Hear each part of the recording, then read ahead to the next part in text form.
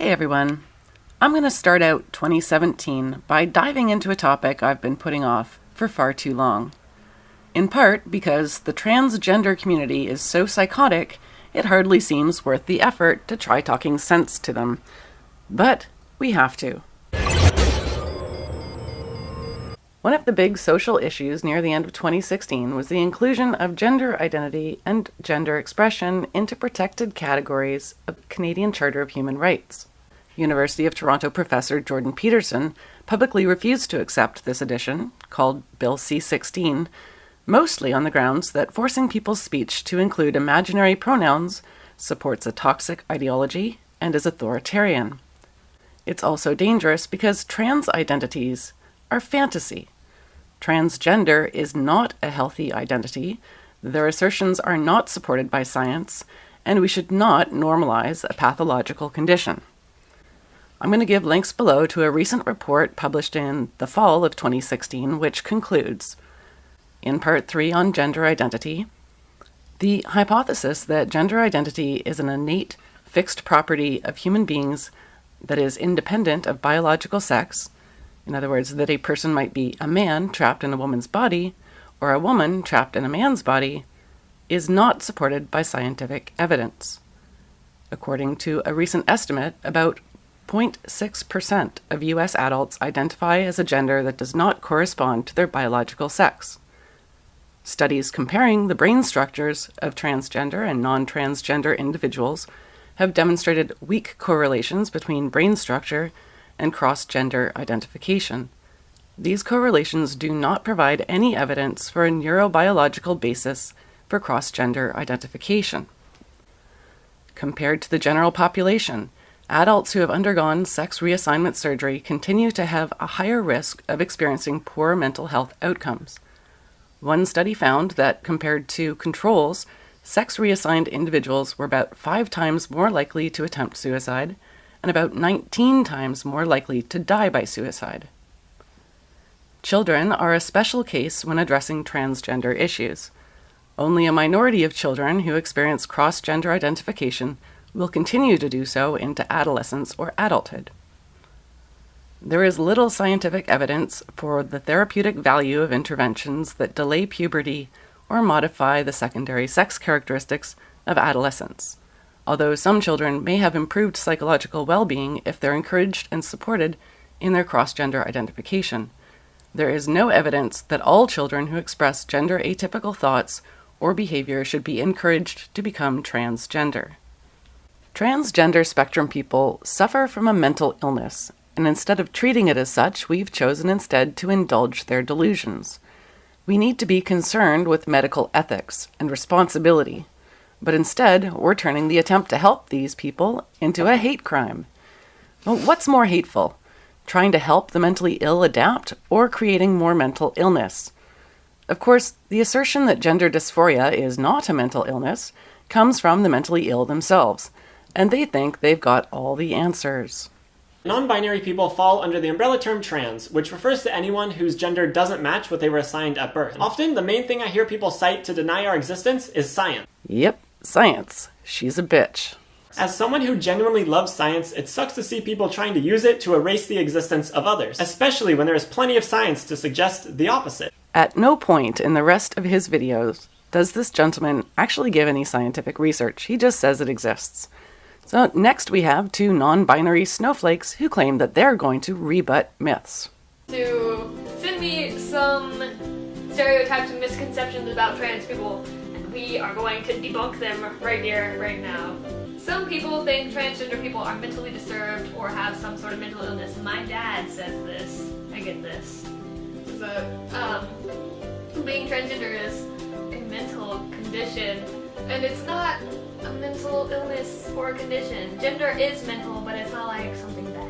My mom doesn't think it's a mental illness. She just thinks that therapy would help me realize who I really am. Their parents are right. The only rebuttal they have is they laugh and say, no, and this is what they say therapy should look like. But when you think that therapy is like, if you go to the right therapist, they'll be like, heck yeah, let me get you some hormones. Yeah, I'll get you some tea here, buddy. Here you go. Yeah. And unfortunately, that's what's going on. kids who say they're dysphoric are put on hormones almost right away. She says, "Let me get you some tea," as if it's, just like taking vitamins. They think their delusions are real because of the therapists who are enabling them. Psychiatrists prescribing hormones to these children and promoting trans culture as a positive phenomenon need to have their licenses revoked. One of these irresponsible people is Dr. Margaret Nichols. I'm Margie Nichols. I'm a sex therapist, a psychologist, and I'm the director of a psychotherapy agency here in Jersey City called the Institute for Personal Growth. We'll compare Nichols' credentials to those writing the report in a moment. She talks about the sudden influx of trans people as if it's a good thing, but she also gives us an indication of where it's coming from. Transgender children were considered so rare that there were only a few clinics in the whole world that worked with them. And female to male, biological women that wanted to become males were also unheard of. Then in the late 90s, we started seeing a dramatic change. We started seeing college students that were coming out as transgender. Many of them were biological females transitioning to male, in fact, often more of them. And we also started hearing terms like genderqueer, identities that really we had never heard of before. Okay, so this started in university, according to her. If so, then something is going on at the universities that's getting people confused about their gender. We need to investigate that. One more thing from Nichols. She gives a personal anecdote about her own adopted son who wanted to wear a pink skirt. He wanted to wear a pink skirt. Now, Nancy and I are feminists. We didn't have a problem with him wearing a pink skirt.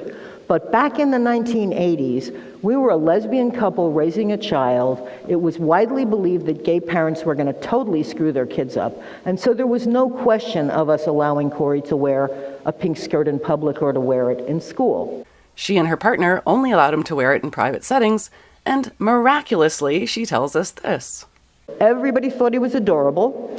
And by the end of the summer, he'd sort of lost interest in wearing a pink skirt. And Nancy and I were very lucky that we dodged a huge bullet, because if we had dared support him as a gender variant child back then, we would have probably lost custody of him.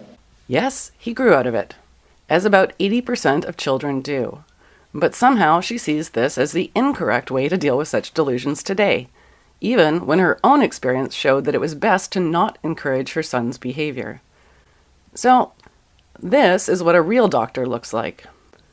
Dr. Paul R. McHugh, former chief of psychiatry at Johns Hopkins, has written numerous articles about the danger of transgender activist demands. Dr. McHugh shut down the reassignment clinic at Johns Hopkins in 1976, when post-operative studies showed that it did not improve the outcome for people with gender dysphoria. At about 10 years post-op, people who go through with the surgery have 20 times the suicide rates of those who do not. Despite his stellar credentials and having been a pioneer in gender reassignment surgery in the 1960s, trans activists have labeled Dr. McHugh a transphobic bigot. McHugh, if you remember, actually ran a major clinic for gender dysphoric people, and he describes transgender as a disorder of assumption, rather like anorexia. The transgendered suffer a disorder of assumption, like those in other disorders familiar to psychiatrists. With the transgendered, the disordered assumption is that the individual differs from what seems given in nature, namely one's maleness or femaleness. Other kinds of disordered assumptions are held by those who suffer from anorexia and bulimia nervosa, where the assumption that departs from physical reality is the belief by the dangerously thin that they're overweight. McHugh says elsewhere that granting gender reassignment surgery to transgendered people is like giving liposuction to an anorexic. Think about that. It's actually a really great analogy. Now, Dr. McHugh teamed up with Dr. Lawrence S. Mayer and published a report in the New Atlantis in fall of 2016 called Sexuality and Gender: Findings from the Biological, Psychological, and Social Sciences. I'll link to the report in the description, but I just want to focus on a couple of things from the intro. Dr. Mayer says, "In the course of writing this report, I consulted a number of individuals who asked that I not thank them by name. Some feared an angry response from the more militant elements of the LGBT community. Others feared an angry response from the more strident elements of religiously conservative communities. Most bothersome, however, is that some feared reprisals from their own universities for engaging in controversial topics, regardless of the report's content. A sad statement about academic freedom. This is a grounded fear. With the new additions to the Charter, doctors and academics can be charged with violating Charter rights if they refuse to offer a patient the treatment that the patient demands. Now think about that. The Charter now ensures that mentally ill people can A, diagnose themselves with a medical condition, and B, demand drugs from doctors. If a doctor refuses, they'll likely be charged with a rights violation. Charter activists use Section 15 of the Canadian Human Rights Charter for social engineering. You won't hear these activists use the term social engineering. They'll talk about equality and oppression, phobias, misogyny, and heteronormativity. Feminists use groups like the Women's Legal Education and Action Fund to litigate social change into society through the court system.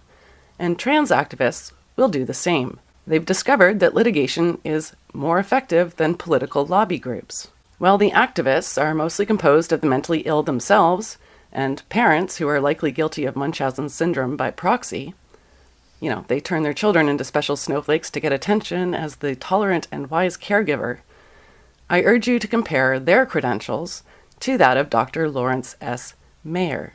I agreed to take over as lead author, rewriting, reorganizing, and expanding the text. I support every sentence in this report, without reservation and without prejudice regarding any political or philosophical debates. This report is about science and medicine, nothing more and nothing less. Readers wondering about this report's synthesis of research from so many different fields may wish to know a little about its lead author. I'm a full-time academic involved in all aspects of teaching, research, and professional service. I am a biostatistician, an epidemiologist, who focuses on the design, analysis, and interpretation of experimental and observational data in public health and medicine, particularly when the data are complex in terms of underlying scientific issues. I am a research physician, having trained in medicine and psychiatry in the UK, and received the British equivalent, MB, to the American MD. I've never practiced medicine, including psychiatry, in the United States or abroad. I have testified in dozens of federal and state legal proceedings and regulatory hearings, in most cases reviewing scientific literature to clarify the issues under examination. I strongly support equality and oppose discrimination for the LGBT community, and I have testified on their behalf as a statistical expert.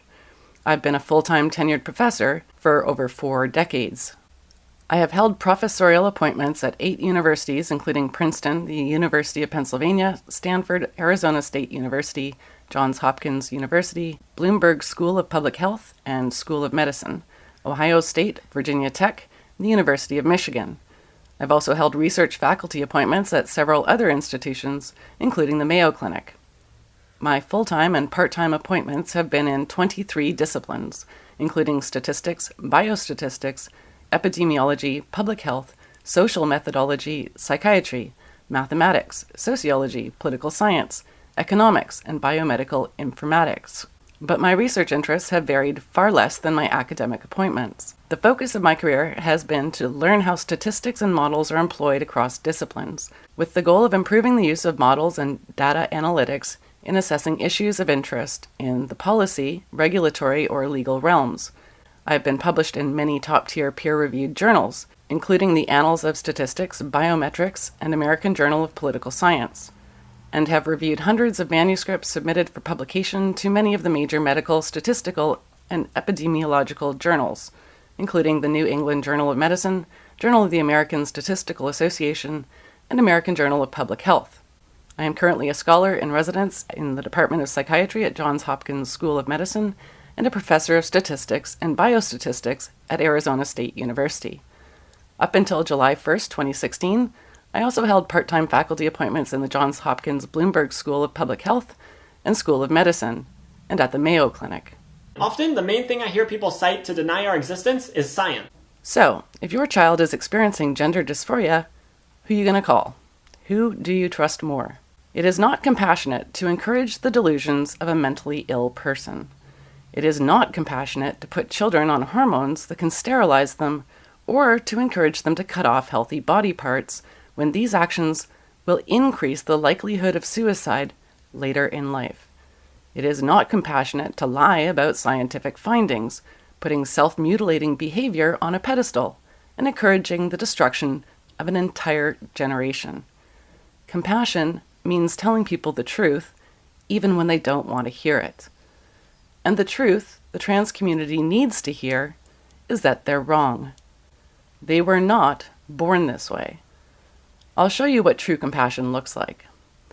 The editor's note from the New Atlantis article. Questions related to sexuality and gender bear on some of the most intimate and personal aspects of human life. In recent years, they have also vexed American politics. We offer this report written by Dr. Lawrence S. Mayer, an epidemiologist trained in psychiatry, and Dr.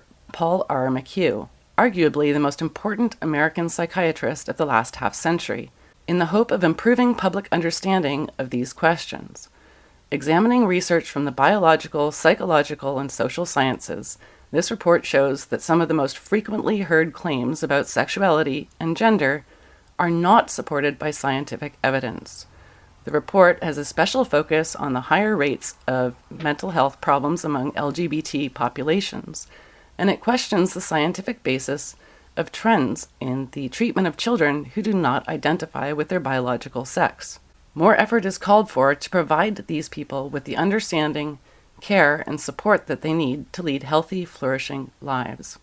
In essence, the Canadian government needs to repeal Bill C-16 because children's lives are being destroyed, and 40% of them are probably going to die if we let this insanity continue. We need to stop before our future looks like this. I identify as Nutois transgender. Our transgender Nutois